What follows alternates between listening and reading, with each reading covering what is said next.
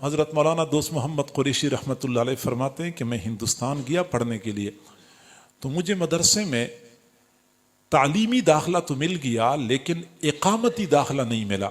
اقامتی داخلے کا معنی یہ ہے کہ مجھے وہاں رہائش بھی نہیں ملی اور کھانے کا بھی انتظام نہیں ہوا مدرسے کی طرف سے۔ مدرسے والوں نے کہا کہ آپ درسگاہ میں آئیں اور سبق میں شریک ہو سکتے ہیں، نہ ہمارے پاس رہائش کی مزید گنجائش ہے نہ کھانے کی گنجائش ہے۔ فرماتے ہیں کہ میں پریشان تھا کہ کیا کروں۔ قریب ایک مسجد تھی، مسجد کے خادم سے میں نے بات کر لی کہ میں آپ کے ساتھ یہاں مسجد میں صفائی کیا کروں گا، آپ مجھے مسجد کے ایک کونے میں بستر لگانے کی اجازت دے دیں۔ وہ خادم تیار ہو گیا، گویا کہ رہائش کا مسئلہ تو حل ہو گیا لیکن کھانے کا مسئلہ پھر بھی حل نہیں ہوا تھا۔ میں بڑا پریشان غمگین تھا۔ آخر کار میں نے ارادہ کر لیا کہ بس میں پڑھنا چھوڑ دیتا ہوں، اپنے علاقے میں واپس چلا جاتا ہوں۔ فرماتے ہیں کہ میں عصر کے بعد مسجد سے باہر دروازے کے پاس بیٹھا ہوا تھا، بڑا مغموم تھا، افسردہ تھا کہ اب علم حاصل کرنا میری قسمت میں نہیں ہے۔ میں پریشان تھا۔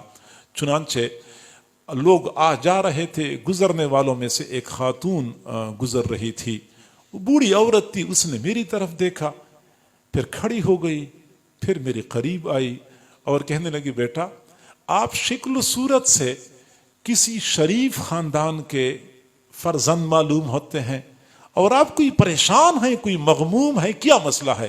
میں نے کہا بوڑھی اماں جاؤ اپنا کام کرو، اب مجھے اپنی پریشانی ہے، میری آپ کے اپنے مسائل ہوں گے۔ لیکن بوڑھی کہنے لگی نہیں، آپ نے مجھے بتانا ہوگا، شاید میں آپ کی مدد کر سکوں۔ وہ فرماتے ہیں کہ اس نے مجھے اتنا مجبور کر لیا، میں نے صورتحال بتا دی کہ ملتان کے قریب سے آیا ہوں یہاں پڑھنے کے لیے، لیکن یہاں میں پڑھ نہیں سکتا کیونکہ مدرسے میں کھانے کا انتظام نہیں ہو رہا اور میں خود انتظام کر نہیں سکتا، تو ارادہ میرا یہ بن گیا کہ میں واپس چلا جاتا ہوں۔ تو بوڑھی اماں نے بہت لجاجت کے ساتھ مجھے کہا نہیں بیٹا آپ نے واپس نہیں جانا، آپ نے یہاں پڑھنا ہے، علم حاصل کرنا ہے، آپ کے کھانے کا انتظام میں کروں گی۔ میں نے پوچھا آپ کہاں سے کرو گی؟ اس نے کہا میں بیوہ عورت ہوں، میری اولاد کوئی نہیں ہے، یہاں قریب ایک گھر ہے، مالدار آدمی ہے، اس گھر میں صبح و شام برتن دھونے کا کام کرتی ہوں، تو مجھے صبح کے وقت 2 چپاتیاں مل جاتی ہیں، شام کو بھی 2 چپاتیاں مل جاتی ہیں، ایک چپاتی میں کھایا کروں گی، گزارا کروں گی، اور ایک چپاتی پہ آپ گزارا کریں، یوں آپ کا وقت گزرتا رہے گا، آپ علم حاصل کریں گے۔ فرماتے ہیں کہ میں نے کہا بہت اچھی بات ہے، چنانچہ وہ خاتون مطمئن ہو گئی۔ پھر وہ فرماتے ہیں کہ اس خاتون نے ایسی ڈیوٹی دی کہ جب مدرسے میں کھانے کی چھٹی ہوتی تھی میں دروازے پہ باہر آتا تھا تو ہمیشہ کے لیے وہ خاتون میرا انتظار کر رہی ہوتی تھی۔ کبھی ایسا نہیں ہوا کہ میں پہلے پہنچ چکا ہوں وہ بعد میں آئی ہو، نہیں، وہ میرا انتظار کر رہی ہوتی تھی۔ مجھے جو ہی دیکھتی تھی دوپٹے کے کنارے کے ساتھ ایک روٹی بندھی ہوتی تھی، فوراً وہ روٹی کھول کے مجھے پکڑا دیا کرتی تھی، میں کہیں سائڈ پہ بیٹھ کے روٹی کھا لیتا تھا، نلکے سے پانی پی لیتا تھا، پھر اپنے سبق میں مصروف ہو جاتا تھا۔ پھر فرماتے ہیں میرا پورا سال اسی طرح گزر گیا، اس خاتون نے ایسی ڈیوٹی دی، سال گزر گیا، اگلے سال پھر مجھے پورا داخلہ مل گیا، رہائش کا بھی انتظام ہو گیا، کھانے کا بھی انتظام ہو گیا۔ پھر وہ سلسلہ چلتا رہا یہاں تک کہ میں علم کے حصول سے فارغ ہوا، اپنے علاقے میں آیا، میں نے یہاں پہ دین کا کام شروع کیا اور کافی سالوں تک میں کام کرتا رہا۔